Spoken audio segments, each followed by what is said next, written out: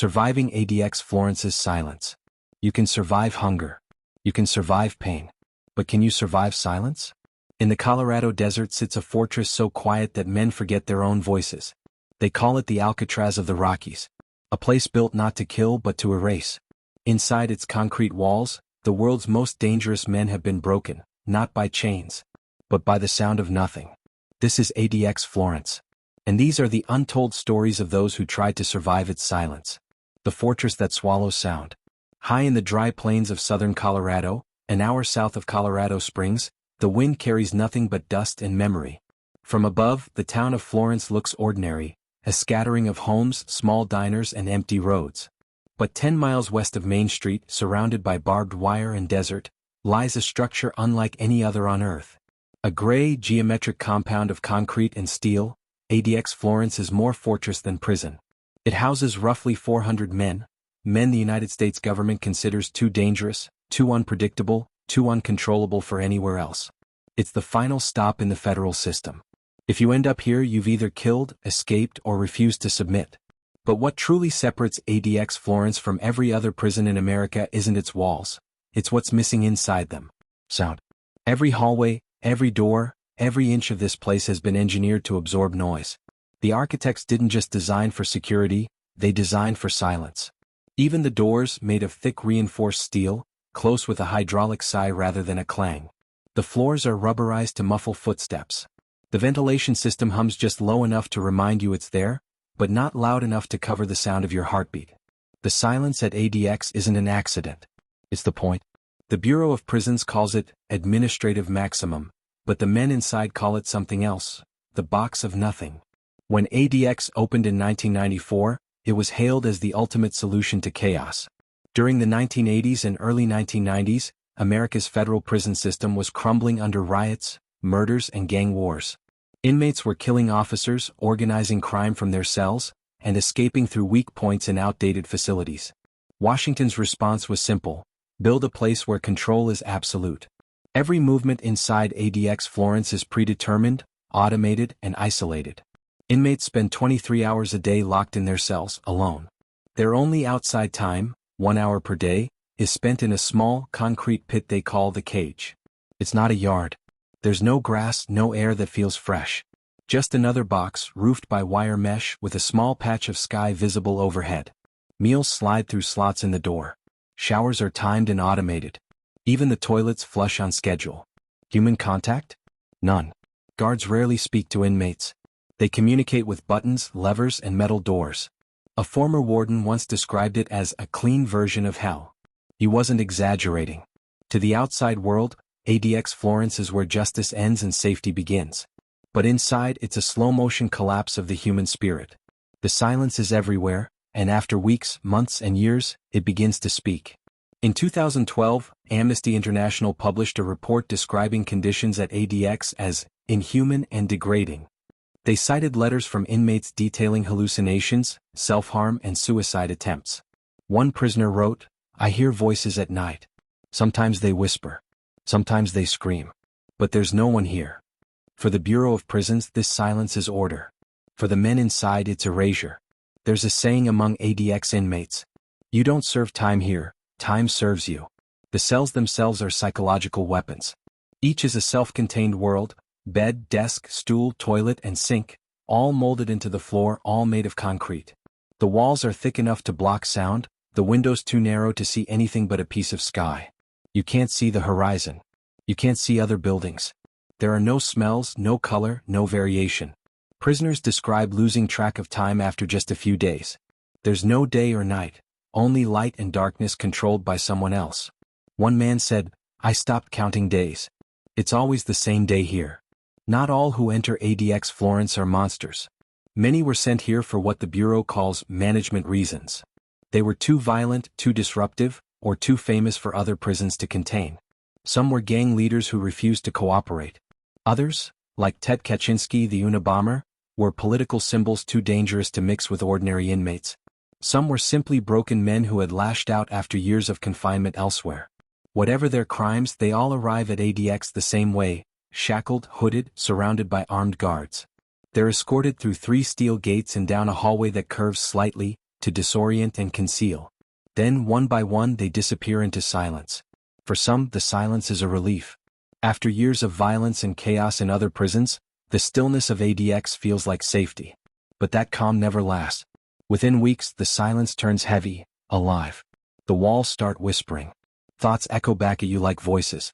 You talk to yourself just to prove you still exist. One prisoner wrote, "It's like being buried alive, but you're allowed to keep breathing." Even some guards can't escape its effects. They describe feeling watched even in empty corridors. They speak in whispers without realizing it. The silence changes them too, making them cautious, jumpy, withdrawn. One former correctional officer said, "You start to feel like the prison is swallowing you too." ADX Florence is more than a building. It's a psychological experiment, one that tests not just how much punishment a person can endure, but how long the mind can survive without sound, touch, or hope. The official motto of the Bureau of Prisons is, "Correction through control." But here there's no correction. There's only control. And silence. The routine of silence. A day inside ADX Florence. If time has meaning in most prisons, it loses all definition inside ADX Florence. There are no clocks, no communal schedules, no conversation to measure the passing of days.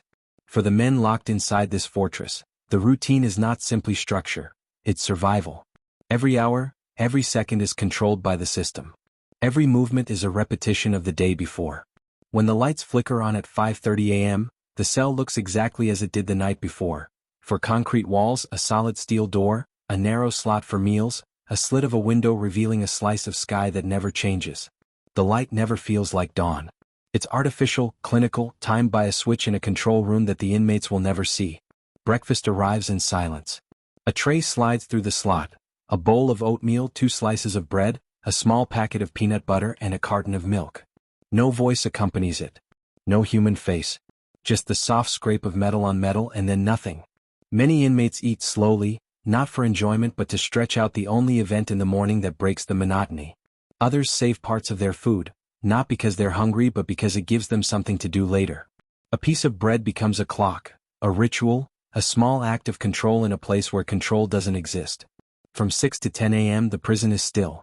Guards patrol the tiers at intervals, their footsteps muffled by rubber flooring.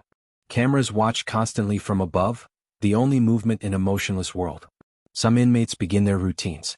They count push-ups, squats, and sit-ups, sometimes hundreds, sometimes thousands, until their bodies tremble and sweat drips onto the concrete. For them, exercise is not about strength. It's proof that they still have power over something, even if it's just their own breathing. Others pace in circles, 10 steps one way, 10 steps back, tracing invisible patterns that wear into their minds. A handful read whatever books are allowed. The prison library circulates religious texts, legal manuals, and a few old magazines. Books arrive once a week in small bundles. For some, they're a lifeline. For others, a reminder of the world that has forgotten them. By midday, lunch arrives, again without sound. A few bites of chicken, rice, maybe beans served on a plastic tray. No forks or knives. Everything designed to prevent violence, even though the only person they could possibly harm is themselves. Between noon and 1, guards make their rounds again. Each inmate must stand facing the wall as the observation window opens. A pair of eyes appears for a moment, scans the cell and disappears. It's the only human gaze most men will encounter that day. Some find comfort in that single look, others find it unbearable. At 2 o'clock, the most coveted part of the day arrives. Recreation hour. It's the only time an inmate leaves the cell. But freedom at ADX Florence is a cruel illusion. To reach the yard, the inmate is handcuffed, shackled, and escorted by at least 2 guards through a series of electronically locked doors. Each gate opens only after the previous one has closed. There's no contact, no conversation. Recreation takes place in a separate cell, a slightly larger room with no roof, concrete walls 20 feet high, and wire mesh covering the top. From the center, a man can see a fragment of sky. That view is the highlight of every day. Some stare at it in silence. Others shout into it, testing whether their voices still work. The sound bounces back, distorted and small, swallowed by the walls. They have 1 hour. Then the guards return, cuff them again and lead them back to their cells. The rest of the day stretches ahead like a shadow that never ends. Dinner comes at 5 p.m., a tray of beans, bread, and an apple. Afterward, there is nothing but silence. At 9 p.m., the lights dim, signaling night, but most inmates don't sleep. They lie on their backs, staring at the ceiling, counting the faint pulses of fluorescent light. Some imagine conversations, hearing voices that have long since gone quiet. Others recite poems or prayers to themselves. The silence changes its shape at night. It becomes thicker, heavier, the kind that presses on the chest until breathing feels like effort. Those who can't bear it whisper to themselves just to fill the air. Those who can bear it lie still, learning to accept the emptiness. Days blur together. Weeks vanish without distinction. Some inmates keep journals, writing the date at the top of each entry even though they can't remember what day it actually is. Others mark the walls with small scratches, a primitive calendar in a place where time means nothing. The Bureau of Prisons claims that isolation at ADX is for safety. They call it administrative segregation. But what it really becomes is psychological conditioning. By controlling light, sound, food, and movement, the prison shapes behavior more effectively than any weapon. Silence becomes a tool, one that bends the will without leaving a mark. There are a few who find ways to adapt. Some build elaborate mental worlds, creating schedules, goals, and imaginary companions. One inmate wrote about building a house in his mind, brick by brick, until he could walk through every room and describe the smell of the wood. Another said he learned to play chess mentally, remembering every move of every game he'd ever played. But not everyone finds balance.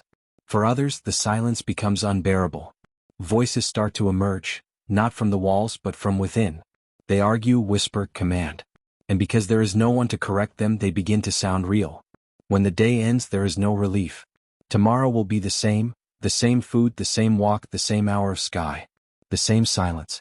ADX Florence was built to contain the uncontrollable, but its real power lies in its routine. It doesn't need violence to dominate. It wins through repetition, through stillness, through the endless echo of nothing. The psychology of isolation. When the mind starts to fracture inside ADX Florence, silence is not the absence of sound, it's the presence of pressure. It seeps into the human mind like water through stone, carving away at thought, emotion, and memory until nothing recognizable remains. Most men enter ADX believing they can handle it. But after months, years, of solitary confinement, the human brain begins to collapse under its own weight. The psychological effects of isolation are not abstract theories. They are visible, measurable, and devastating. Neurologists who study long-term solitary confinement call it neural decay. When deprived of sensory input, the brain begins to overcompensate, generating internal stimulation that feels as real as the outside world. In other words, the mind starts talking to itself, and sometimes, it doesn't stop. The breaking point. One of the earliest documented cases came from a man named Thomas Silverstein, the so-called most dangerous prisoner in America. He spent over 35 years in solitary confinement, most of them inside the walls of ADX Florence. His cell was silent, sterile, and windowless for decades. In letters he wrote before his death, he described hearing whispers that weren't there, lights that flickered even when switched off, and a growing sense that time no longer existed. He wrote, "It feels like I'm buried alive. The silence is my punishment, my company, and my enemy." Psychiatrists who examined Silverstein's behavior described him as mentally coherent but emotionally hollow, a man aware of his suffering but unable to escape it. By the time he died in 2019, he had become a living example of what extreme isolation does to the mind. The Florence Effect. Psychologists who study ADX inmates call it the Florence Effect. It's the gradual breakdown of the self caused by sustained sensory deprivation and social isolation.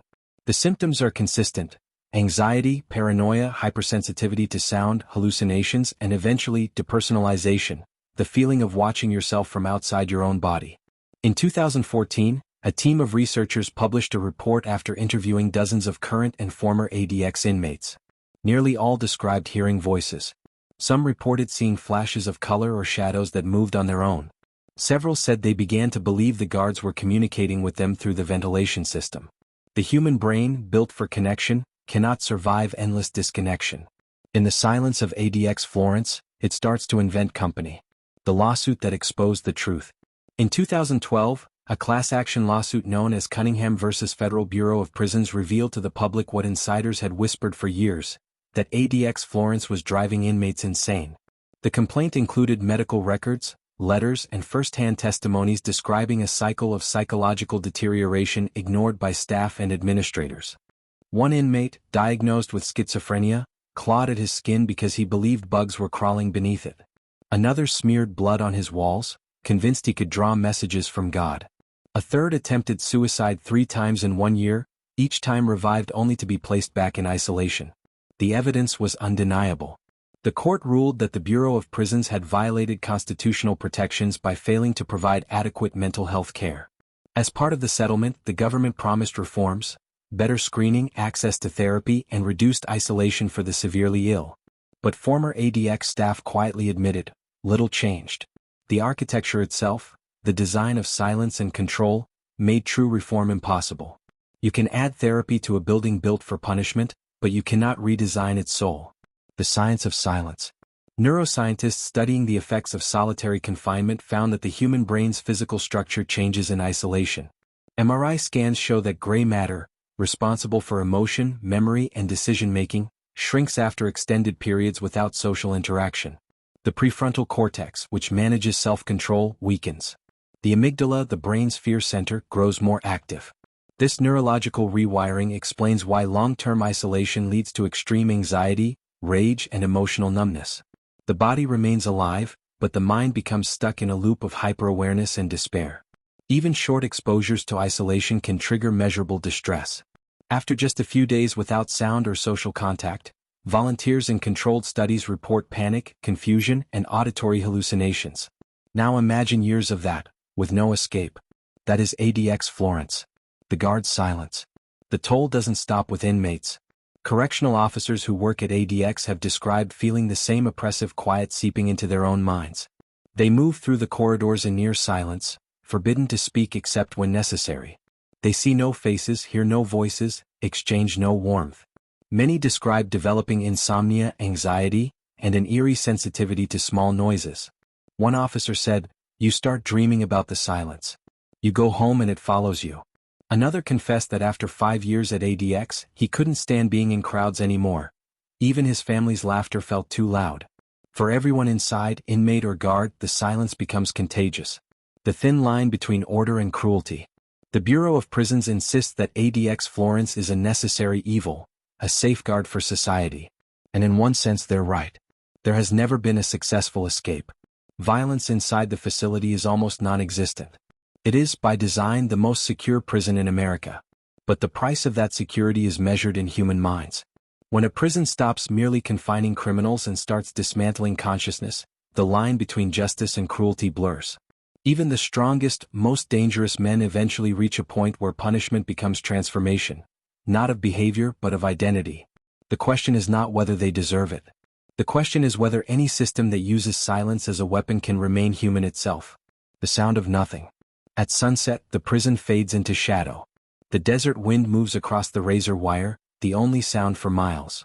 Inside, hundreds of men lie awake, each locked in a box designed to erase them. Some whisper prayers. Some scream into their pillows. Most say nothing at all. ADX Florence was built to control chaos. It succeeded. No riots. No noise. No escape. Only order and silence. But that silence carries a cost. For every man it contains, a piece of humanity is lost, not just theirs but ours. Because a society that measures justice in decibels instead of compassion is a society that risks forgetting what freedom really means. In the end, there are no winners in Florence. Only survivors. And even they will tell you, survival doesn't mean escape. It means learning to live with the sound of nothing.